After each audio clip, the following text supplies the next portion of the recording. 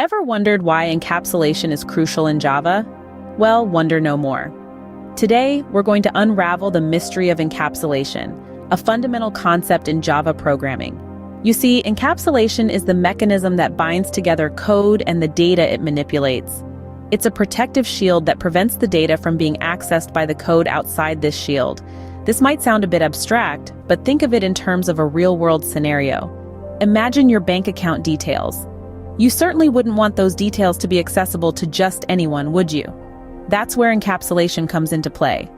It's like a secure vault that keeps your sensitive data safe and sound.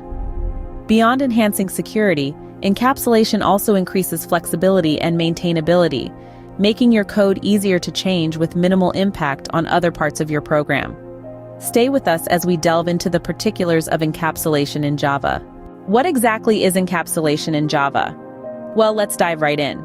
Encapsulation, as the name suggests, is all about encapsulating or enclosing something within a covering. In the context of Java, it's about bundling data and the methods that operate on this data into one single unit. This unit is what we commonly refer to as an object. So why do we need this bundling, you might ask? Well, encapsulation is a mechanism that allows us to control the data by granting access only through the methods present in the class. It prevents data from being accessed directly and haphazardly, thereby safeguarding it from unnecessary or harmful modifications.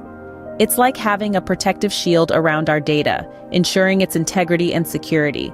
Now, encapsulation is one of the 4 fundamental principles of object-oriented programming, also known as OOP in Java. The other 3 being inheritance, polymorphism, and abstraction. Together, these 4 principles form the backbone of Java and many other programming languages.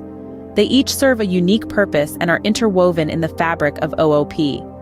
Returning to encapsulation, it's important to remember that this principle is not just about security. It's also about maintaining a well-organized structure in our code. By keeping our data and the methods that manipulate this data together, we create a more intuitive and manageable code base. This makes our code easier to understand, modify, and debug. So, encapsulation is a bit like packing for a trip.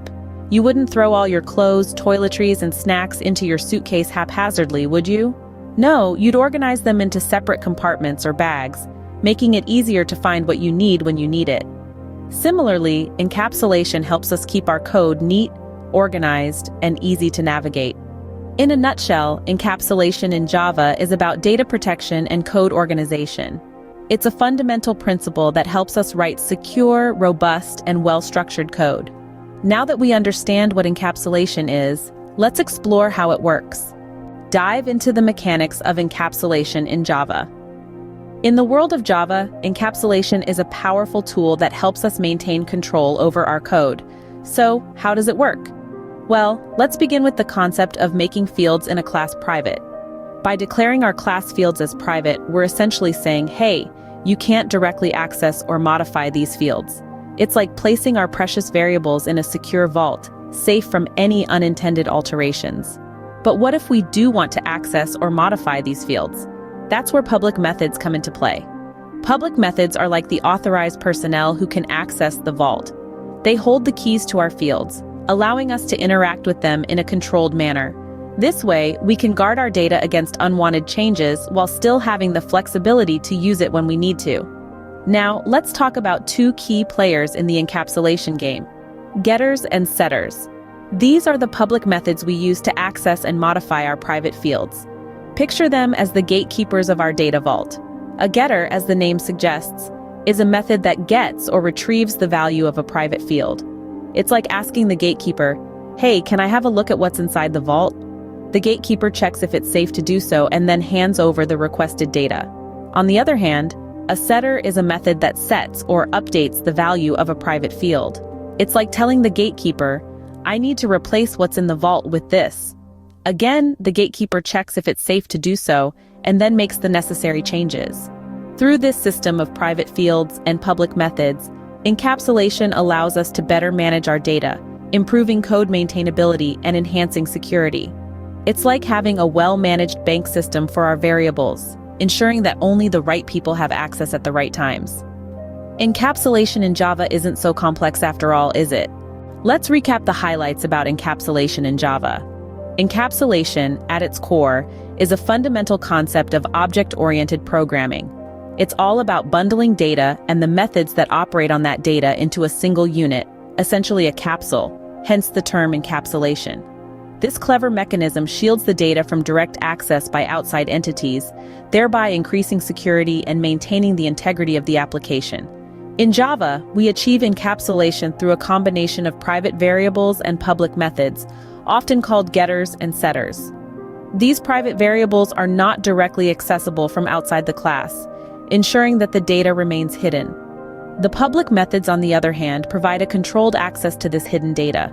They allow us to read or modify the values of these private variables in a secure manner. Encapsulation also promotes modularity, making our code easier to understand, maintain, and debug. It enables us to change one part of the code without affecting the rest of the system, thereby enhancing the flexibility and robustness of our programs.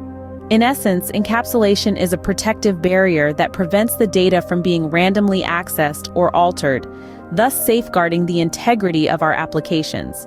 So, whether you're a seasoned programmer or just starting out, understanding and effectively utilizing encapsulation in Java is crucial to producing high-quality, secure, and maintainable code. Remember, encapsulation is your friend in Java programming. Enjoyed learning about encapsulation in Java? If so, show some love by hitting that subscribe button, giving us a thumbs up, and sharing this video with your fellow tech enthusiasts. Got thoughts or queries? We'd love to hear from you, so go ahead and drop them in the comments section below. Your interaction fuels our motivation to keep producing insightful content. Thanks for watching. Subscribe for more insightful content on Java and other programming